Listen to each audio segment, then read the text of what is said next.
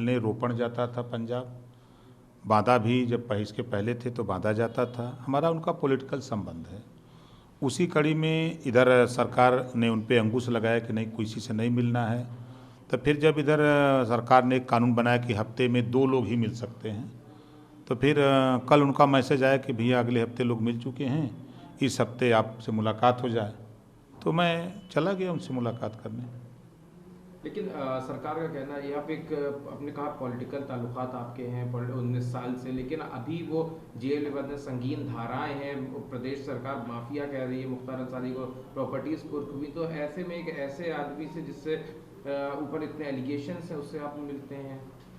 इस सरकार में 1/3 अपराधी और माफिया हैं जो वर्तमान सरकार उत्तर प्रदेश की है। देश में आधे से ज़्यादा अपराधी प्रवृत्ति के सांसद हैं। वो तो भारतीय जनता पार्टी को दिखाई नहीं देता। जैसे भारतीय जनता पार्टी को महंगाई नहीं दिखाई देती है, भ्रष्टाचार नहीं दिखाई देता है, 60 पैसा पर यूनिट बिजली खरीद के 7 रुपया देहात में 8 रुपया शहर में बेच रहे हैं, ये उनको दिखाई नहीं देता है। सामाजिक न्याय समिति की रिपोर्ट लागू करने के लिए उनको दिखाई नहीं देता है। किसानों की हत्या हुई लखीमपुर खीरी में, और उसमें जो दोषी है उसको बचाने में सरकार लगी हुई है, ये नहीं दिखाई दे रहा है। खाली इन लोगों के दिमाग में हिंदू मुसलमान, भारत पाकिस्तान, मंदिर मस्जिद, इसके अलावा इनको कुछ दिखाई नहीं दे रहा है। तो मुख्तार अंसारी क्या है? सरकार तो माफिया कह रही है, तो आप क्या कहेंगे? सरकार अगर उनको नहीं, सरकार अगर माफिया कहती है तो सरकार उत्तर प्रदेश में कितने माफिया हैं जरा उसकी सूची जारी कर दे। 1 है, 2 है, 5 है, 10 है, इसकी सूची क्यों नहीं जारी करते? एक ही क्यों दिखता है? सवाल हमारा आपके माध्यम से माननीय मुख्यमंत्री जी से है कि कितने दिन हिंदू मुसलमान में हमको आपको बझा करके महंगाई की मार से गरीब को परेशान करोगे? कितने दिन हमको हिंदू मुसलमान के लफड़े में फंसा करके आप शिक्षा से गरीबों को वंचित करोगे? हमको बचा करके कितने दिन बिजली की बिल से मार हमको खिलाओगे? ये सूची तो जारी करें कि कितने माफिया हैं उत्तर प्रदेश में। ये भाग क्यों रही है सरकार? कल बांदा जेल से वापसी में जब आप लौट रहे थे, आपने रोका, चेकिंग करी, उसको लेके आपने ट्वीट किया है कि उत्तर प्रदेश सरकार पिछड़ों पे हमला कर रही है, जबकि वो पिछड़ों पे नहीं, वो एक चेकिंग चल रही थी। प्रशासन का कहना ये है वो हर एक के लिए था। प्रशासन 100% झूठ बोल रहा है सरकार के इशारे पर। अगर चेकिंग हो रही थी तो उसके पहले भी 1-2 गाड़ी खड़ी होनी चाहिए थी। मेरी गाड़ी लगभग 100 मीटर के आसपास ही पहुंची, तब तक 4 पुलिस वाले धड़ाक से गाड़ी रोकने के लिए उन लोगों ने बैरिकेड लगा दिया। गाड़ी खड़ी हो गई, तुरंत दरोगा कह रहा कि गाड़ी से उतरिए, मैं उतर गया। और उसके बाद गाड़ी की चेकिंग ऐसे हो रही जैसे कोई अपराधी माफिया हो, कोई असलहा सप्लायर हो या अफीम चरस बेचने वाला कोई हो, ऐसे गाड़ी की चेकिंग। जो गाड़ी में मैट लगा उसको उखाड़ करके चेक हो रहा है। हमारा बैग था जिसमें हम अपना कपड़ा रखते हैं, उसको खोल करके एक एक चीज़ निकाल करके उन्होंने चेक किया। उसके बाद 2 ही गाड़ी क्यों चेक हुई? उसके बाद फिर उनका फाटक खुल गया। पीछे और गाड़ियां खड़ी थी तो उसकी चेकिंग क्यों नहीं? खाली 2 गाड़ी हमारी। मऊ की रैली, जो मऊ हल्दरपुर में रैली हुई है, उसकी हताशा और निराशा सरकार को कामों से दिख रहा है। हमको तो ऐसा लग रहा है कि इस तरह के जो हताशा निराशा इनमें है, ये भारतीय जनता पार्टी, योगी सरकार ओम प्रकाश राजभर की हत्या भी करवा सकती है।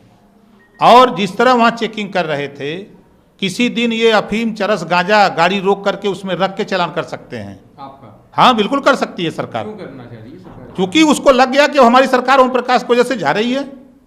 मऊ की रैली देखे हैं ना, अभी 14 को करते हैं, 17 को करते हैं, और 27 तारीख को तब इनको मालूम हो जाएगा कि अब हमारी छुट्टी ओम प्रकाश राजभर करा दिया। ये जितना ओम प्रकाश को हल्का समझते थे, ये कहते हैं ना कि ओम प्रकाश राजभर राजनीति का ब्लैकमेलर है। अगर हम सामाजिक न्याय समिति की रिपोर्ट के लिए इनसे लड़ते हैं तो हम ब्लैकमेलर हैं। हम अगर पिछड़ों को छात्रवृत्ति के लिए लड़ते हैं तो ब्लैकमेलर हैं। 69,000 शिक्षक भर्ती में 27% रिजर्वेशन ये लूट लिए, अगर उसके लिए बोलते हैं तो ब्लैकमेलर करते हैं। तो हाँ, मैं ब्लैकमेलर हूँ। मुख्यमंत्री जी, आप पिछड़ों का शोषण करोगे, पिछड़ों का लूटोगे, तो हम ब्लैकमेलर हैं। और हम भारतीय जनता पार्टी से कहूँगा कि पिछड़ों का वोट मांगने के हकदार तब हो कि तुम पिछड़ों का मुख्यमंत्री का चेहरा सामने ला करके 2022 का चुनाव लड़ो, तब पिछड़ों के बीच में वोट मांगना। पिछली बार पिछड़ों का वोट लेकर के केशव मौर्य को मुख्यमंत्री बनाने का वादा करके ये भारतीय जनता पार्टी के लोग मुकर गए हैं। अब किस मुंह से जा रहे हैं पिछड़ों के बीच में वोट मांगने? बड़ी हमदर्दी इनकी पिछड़ों की है।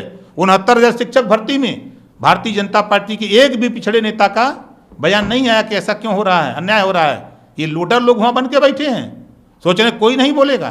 तो ओम प्रकाश राजभर हक के लिए निकला है। हमको अधिकार चाहिए, महंगाई से गरीबों को निजात चाहिए, प्रदेश में भ्रष्टाचार जो है उससे निजात चाहिए, गरीबों को निःशुल्क शिक्षा, अनिवार्य शिक्षा चाहिए। बात ये आ रही है, आपने मुख्तार अंसारी से मुलाकात थी, क्या टिकट की लेन देन की मुलाकात थी कि उनको आपकी पार्टी टिकट देगी या आप उनको अपने से टिकट देंगे? मुख्तार अंसारी जी खुद सक्षम हैं, वो चुनाव अकेले जीत जाते हैं, निर्दल जीत जाते हैं। उनको ना हमारी ज़रूरत है ना किसी की ज़रूरत है। लोग उनके यहाँ जाते हैं कि भैया हमरे पटिया से लड़ जाइए, वो खुद सक्षम है, किसी की जरूरत नहीं। बीजेपी का कहना ये है कि ये पूरा समाजवादी का बुना हुआ जाल है, जिसमें पहले आपको जोड़ा गया, आपकी पार्टी जुड़ी अब आपके जरिए मुख्तार अंसारी को, तो एक तरह से सपा अपनी छवि को जो है वो साफ रखना चाहती है, लेकिन आपके जरिए मुख्तार अंसारी को पार्टी में जोड़ना भी चाह रही है। मैं भारतीय जनता पार्टी के साथ था और उसकी सीट पर हमारे देश के प्रधानमंत्री गए थे हरवाने के लिए, और भारतीय जनता पार्टी के लोगों ने उसको जितवाया। 24 लोग टिकट मांग रहे थे भारतीय जनता पार्टी के मऊ सदर से, 22 भारतीय जनता पार्टी के टिकटार्थी मऊ में बूथ पर दरी बिछा करके मुख्तार अंसारी को वोट दिला रहे थे। नाम बता दूंगा, ये क्या बोलेगी भाजपा? बीजेपी के लोग, भारतीय जनता पार्टी के लोग मुख्तार अंसारी बूथ पर दरी बिछा के बैठ के मुख्तार अंसारी को डलवा रहे थे।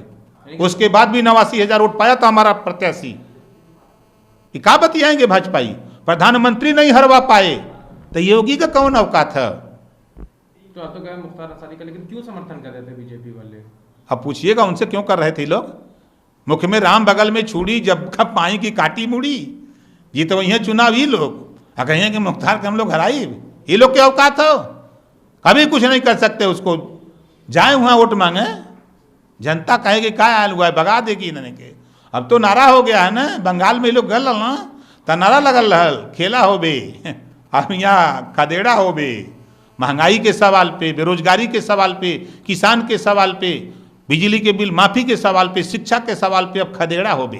तो क्या मऊ सदर से आप लोग टिकट लेंगे? क्योंकि जब अभी आप भागीदारी संकल्प मोर्चा की बात करीजिए, अभी ओवैसी और आप लोग में क्या चीज़ है आप जो क्लियर नहीं कर रहे हैं कि वो सामने नहीं, लेकिन उन्होंने कहा था कि हमारे दरवाजे उनके लिए खुले, तो क्या आप भी टिकट मुख्तार अंसारी? देखिए, मुख्तार अंसारी जहाँ से लड़ना चाहेंगे, हमारा व्यक्तिगत उनको समर्थन है, व्यक्तिगत, चाहे जहाँ वो लड़ेंगे हम उनके साथ रहेंगे। ओवैसी को लेके क्या कहेंगे? भागीदारी संकल्प मोर्चा का हिस्सा है, क्योंकि अभी जो आपकी रैली भी उसमें दिखे नहीं थे, उसको उनका कोई भी प्रतिनिधि नहीं दिखा था। अभी और जो रैली होनी है, देखिए, भागीदारी संकल्प मोर्चा के सभी साथियों से मैं यही कहता हूं कि जो लोग भारतीय जनता पार्टी को हराने की मंशा लिए हुए हैं वो साथ आवें। 100 सीट का सपना छोड़ दें। 100 सीट लड़के 1 सीट नहीं जीतेंगे, वो बीजेपी को जिताने का काम करेंगे। तो उससे बेटर है कि वो 10 सीट लड़ें और 10 जीत जाए। तो सीट के बंटवारे की वजह से आप लोग अलग हो गए? नहीं, सीट के बंटवारे का नहीं, जो लोगों की ख्वाहिश होती है। हम कहते हैं कि 100 सीट लड़ने से बढ़िया है कि 10 लड़ो। भाई क्या करे 100 लड़ोगे? तो अब साथ में नहीं है आप लोग? हमारा प्रयास है कि सब लोग साथ रहें, लेकिन तो उनकी तरफ से क्या आश्वासन तो है कि ठीक है कह तो रहे हैं लोग। अब आगे क्या करते हैं, अब तो उन लोगों की मंशा है ना।